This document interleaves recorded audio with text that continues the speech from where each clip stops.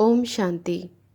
हम सभी अपने जीवन में कुछ न कुछ चाहते हैं, जैसे job, private sector, government sector, business, अच्छा रुतबा या हर एक अच्छा योग, अच्छा ज्ञान, अच्छी सेवा। बहुत कुछ हम अच्छा अच्छा अच्छा अच्छा अपने जीवन में चाहते हैं। और हमें इस बात की नॉलेज भी होनी चाहिए कि जो कुछ हम चाहते हैं वो इस ब्रह्मांड में मौजूद है।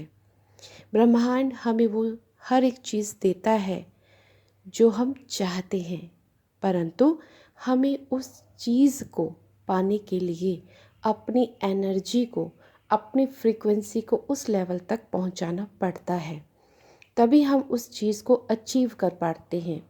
जैसे कोई एथलीट है, कोई एथलीट फर्स्ट आना चाहता है, ओलंपिक जीतना चाहता है, उसके लिए वो पुरुषार्थ करता है, मेहनत करता है, एक्सरसाइज करता है, अपने आप को कॉम्पिटिट करता है और अभ्यास प्रैक्टिस करता है।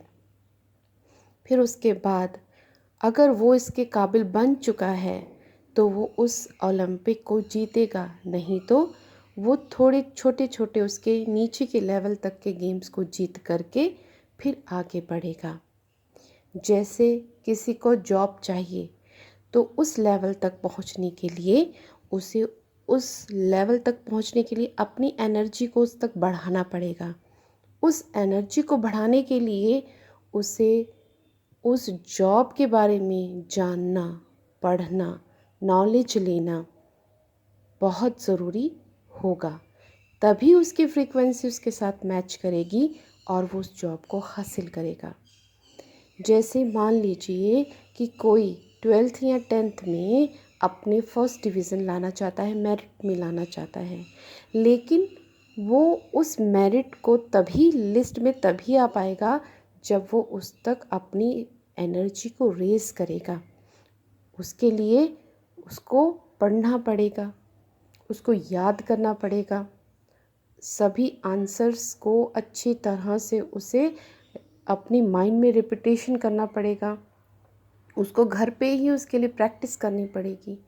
तो जितना वो प्रैक्टिस करेगा, जितना वो अभ्यास में सक्षम होगा, तो उसकी एनर्जी उस लेवल तक फ्रीक्वेंसी में मैच करेगी और वो मेरिट लिस्ट में आ जाएगा। तो कहने का मेरा भावार्थ ये है कि हम अगर बेस्ट योगी बनना चाहते हैं, अध्यात्म में आगे बढ़ना चाहते हैं, तो उस लेवल तक हमें अपनी एनर्जी को रेज़ करना पड़ेगा। हमें उस लेवल तक उसका पुरुषार्थ, उसका अभ्यास करना पड़ेगा।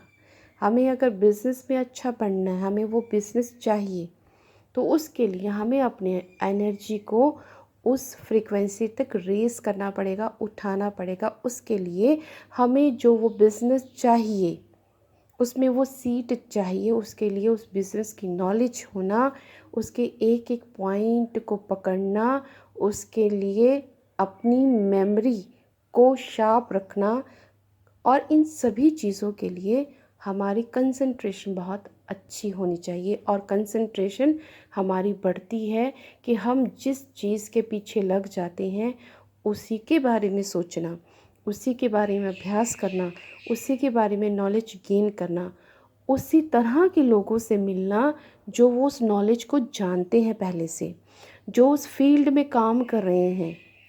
जैसे मुझे वो जॉब चाहिए, मुझे वो बिज़नेस अच्छा चाहिए, तो मैं उसी फील्ड के लोगों से मिलूँगी, उसी फील्ड के बिज़नेस वालों से मिलूँगी, मैं उसी फील्ड के योगियों से मिलूँगी, उनकी क्लासेस सुनूँगी, अभ्यास करूँगी, और वैसा ही बिज़नेस वालों से मैं उनके जो पॉइंट्स हैं उसे पकड़ूँगी, उसकी नॉलेज गेन करूँगी। तो अपनी एनर्जी को मैं उस लेवल तक रेज़ करूँगी, तभी मैं उस फ्रीक्वेंसी तक आवाज़ करूँगी, बोलूँगी और मैं उस चीज़ को ग्रैब कर लूँगी। तो ये सारी एक साइंटिफिकली विधि है, नॉलेज है। अगर हम किसी भी चीज़ को, अगर हम किसी से रिलेशनशिप अच्छा रखना चाहते हैं, मान लीजिए वो हमारे अपने क्लोज़ में ही हैं, जिनके साथ हमने कोई हेट्रेड पैदा किया है या मेरे मन में वो छप गया है, तो अब उनके साथ हारमनी पैदा करने के लिए मुझे उस लेवल की फ्रीक्वेंसी को बढ़ाना पड़ेगा, यानी कि मेरे अंदर वो हारमनी होनी चाहिए। तो मुझे उसके लिए क्या करना पड़ेगा, वो आत्मा को आशीर्वाद देना पड़ेगा। उसके लिए अच्छे मुझे वाइब्रेशन पैदा करने पड़ेंगे और अपने मन को शांत करते हुए उस हार्मनी को मैं अपने अंदर उस बीज को डालूँगी और उससे जो फ्रूट निकलेगा, उसकी जो वाइब्रेशन होगी, उससे उसको प्रकाश जाएगा और वो हार्मनी हम दोनों में जो है रिलेशनशिप पिछले वाला जो है रीड करते हुए हम उसको क्या कर लेंगे, पैचअप हो जाएगा। पैचअप इस तरह से होगा कि सामने वाली आत्मा आपके लिए चाहकर भी बुरा नहीं सोच पाएगी, आपके लिए चाहकर भी कोई गलत बात नहीं बोल पाएगी। लेकिन हाँ, इन बिटवीन अभ्यास के दौरान अगर आप ऐसा फिर से कोई स्टेप उठाते हो तो वो भी जनरेट होगा और उसको टचिंग होगी। लेकिन फिर से वो पुरुषार्थ जो बाबा ने बोला है कि कुछ ऊपर नीचे हो जाए तो उसी वक्त बाबा को बोलो, उस आत्मा से माफ़ी मांगो, बाबा से माफ़ी मांगो और अपने आप को फिर से आगे बढ़ाओ। तो जब हम ऐसा भी करते हैं तो भी वो हार्मनी जो है पीसफुली हमारे अंदर कामली रहती है और हम आगे बढ़ जाते हैं, हम अभ्यास कर लेते हैं। तो कहने का मेरा भाव अर्थ है कि कुछ भी इम्पॉसिबल नहीं है। इसीलिए बाबा कहते हैं ना, कुछ भी असंभव नहीं है, तो बिल्कुल सत्य है। तो कुछ भी चीज़ को पाना असंभव नहीं है, लेकिन हमें उसके लिए उस लेवल तक पुरुषार्थ करना, मेहनत और अभ्यास करने की बहुत ज़्यादा ज़रूरत है और उसके लिए कंसंट्रेशन पावर हमारी और रहनी उस चीज़ को पाने के लिए बहुत ज़रूरी है।